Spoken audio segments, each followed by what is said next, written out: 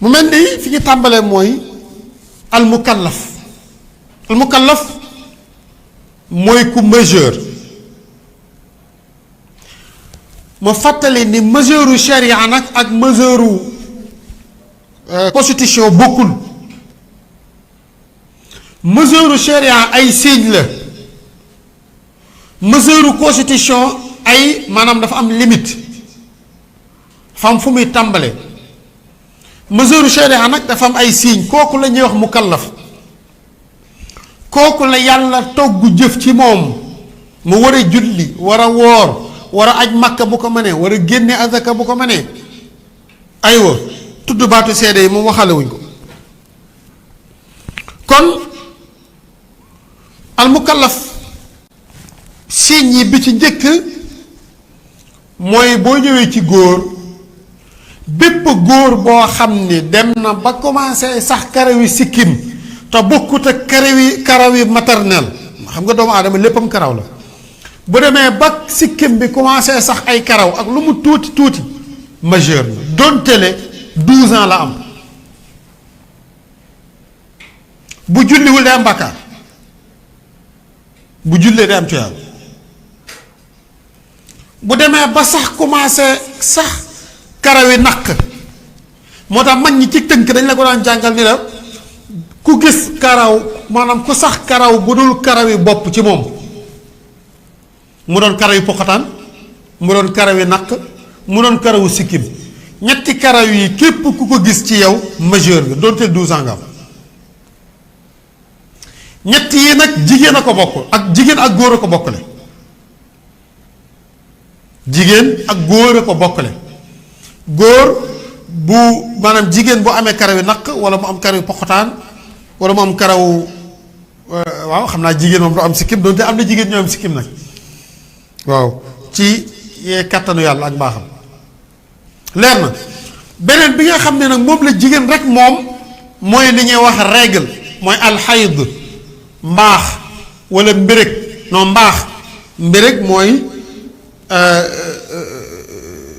waaw wala mbërëg, tax dafa am deretu mbërëg am deretu gësin. yooyu bu ko jigéen gisee, jigéen bu demee ba commencé gis règle majeur la. góor bu demee ba tëdd gént di sëy, sperme génn ci moom, man ni yu génn ci moom, man ni yu jàngale woon nañu ni muy mel. ndox lay doon bu dëgër mel ni nestale, am xetu nen, moom lay amee.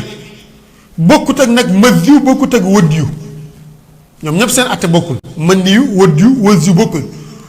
ay différent ndox la yoo xam ne bu génnee ci day génn ci góor. mën ni yu bu génnee ci góor ala kulli xaal day sangu ji farata. mës yu bu génnee ci góor du sangu farata, waaye da koy war mu raxas zakaram lépp.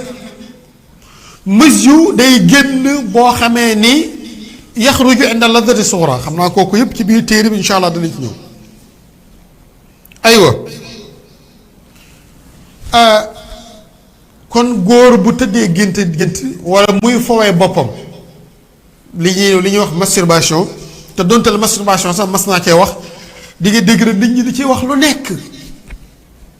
ay non ay day yokku augmenter santé, ay nay day augmenter éjaculation précoce, ngeen baal ma.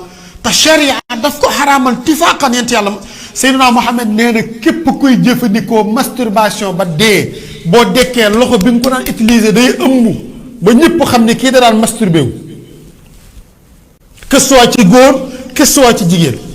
ñaareel ba mooy Seydina Muhammad nee na képp kuy masturbé wu bu ko bàyyiwul balaa yàgg day yoom, day amee impuissance laa bëgg a wax. ngeen baal ñu ci kàddu yi ñuy utiliser léegi.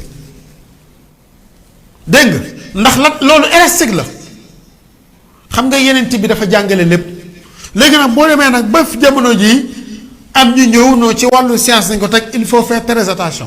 moo tax jullit maanaam xaw a am sensibilité ak ni muy doxalee jamono. gis nga jamono jii képp kuy jullit bëgg ci sóobu te amoo pas-pas wala defaroo sa diine, wala ñu jàngal la xam-xamu nasaraan te yaruñu la te xamaluñ la sa diine, boo watul ci kàmb ngay tàbbi. ndax ñoom yu bari dañ koy jàppee yu banal yu garaawul tof alors que sharia def ci catégorique ci interdiction kon mu kallafa ngoog